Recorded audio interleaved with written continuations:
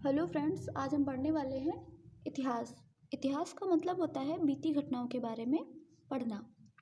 हम इतिहास को बहुत ही कम शब्दों में ख़त्म करेंगे क्योंकि इतिहास बहुत लेंदी सब्जेक्ट होता है और लोग बोरिंग भी इसे मानते हैं। तो इतिहास को हम बहुत ही शॉर्ट उसमें ख़त्म करेंगे। इतिहास के जनक जो हैं वो हेरोडोटस जी हैं। इतिहास को पढ़ने के लिए हम इतिहास को 3 भागों में बांटते हैं। पहला है प्राक-ऐतिहासिक काल या प्रागैतिहासिक काल, प्राक इतिहास या प्रागैतिहासिक काल। दूसरा है आपका आदि इतिहास या आदि ऐतिहासिक काल। तीसरा है आपका ऐतिहासिक काल। ठीक है, प्राक ऐतिहासिक की हम बात करते हैं तो इसमें हमें किसी भी प्रकार का लिखित स्रोत नहीं प्राप्त हुआ है, या ये भी कह सकते हैं कि वो लोग लिखना पढ़ना नहीं जानते हैं। इसमें बेसिकली आपको पाषाण काल पढ़ना है। देन बात करते हैं आदि ऐतिहासिक काल की। आदि ऐतिहासिक काल में आदि ऐतिहासिक काल के लोग थोड़ा सा स्मार्ट हो गए थे। वो लिखना पढ़ना जान गए थे, लेकिन वो क्या लिखते थे ये हम आज तक नहीं जान पाए हैं।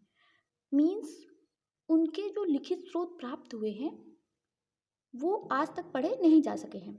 इसमें हमें पढ़ना है सभ्यताएं आपकी, या यही सिंधु घाटी की सभ्यता है, मेसोपोटामिया की सभ्यता है, इत्यादि सभ्यताएं हमें इसमें पढ़नी है। देन बात करते हैं ऐतिहासिक काल की।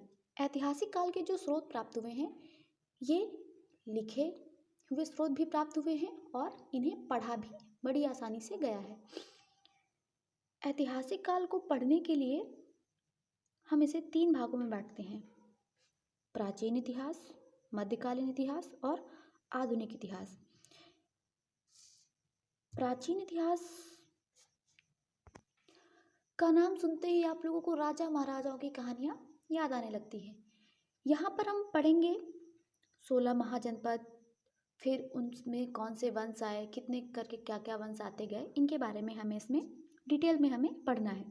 देन आपका मध्यकालीन इतिहास, यहाँ से आपका मुस्लिम आक्रमण भी चालू हुआ था, यहाँ से आपको ये चीज़ें पढ़नी है। आधुनिक इतिहास, कैसे हमने अंग्रेजों से आज़ादी पाई, ये चीज़ें हमें पढ़नी है। बस इतिहास आपका इतना ही है। उसके बाद आज़ादी हमें मिल जाती है और आज़ादी के बाद की कुछ महत्वपूर्ण घटनाएं कि कैसे हमने अपनी अर्थव्यवस्था को संभाला, उस टाइम किस किस से हमने लड़ाइयाँ लड़ी, हमने अपने देश को बचाने के लिए, या हम ये कह सकते हैं कि देश को चलाने के लिए हमने क्या क्या उपाय किए, ये सारी चीज़ें हम इसमें पढ़ेंगे, या इसे नेहरू काल भी कहते हैं। उसके बाद हम थोड़ा सा देख लेंगे आपका विश्व का इतिहास। ये था संपूर्ण हिस्ट्री का सामान्य परिचय जो कि आपको पूरा पढ़ना है। हमारी क्लासेस बहुत छोटी होने वाली हैं, बहुत ही कम शब्दों में बहुत ज़्यादा चीज़ें हम आपको देना चाहते हैं। कह सकते हैं गागर में सागर। Thanks for watching. Next class में हम पढ़ेंगे पाषाण काल।